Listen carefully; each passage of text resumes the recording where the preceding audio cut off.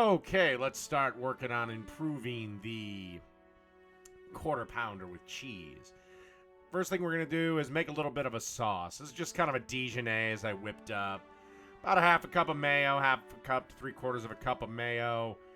Big old heaping tablespoon of Dijonnaise, salt, pepper, little paprika.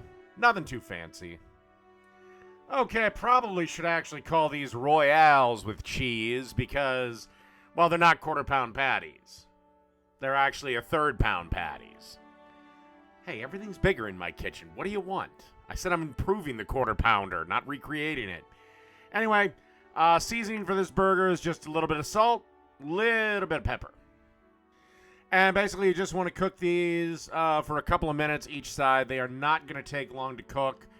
And when the patties are almost done, add 2 slices of American cheese.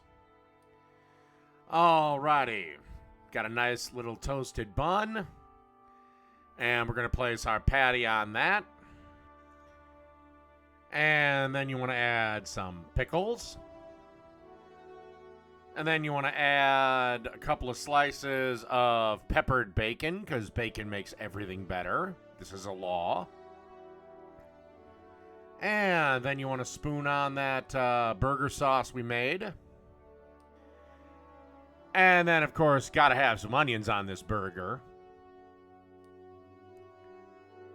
And then you want to add just a little bit of ketchup. And then you want to add some mustard. I just went with the stone ground Dijonnaise. You can certainly go with the yellow stuff. And that's it. A quarter pounder with bacon and cheese. Highly improved. Done.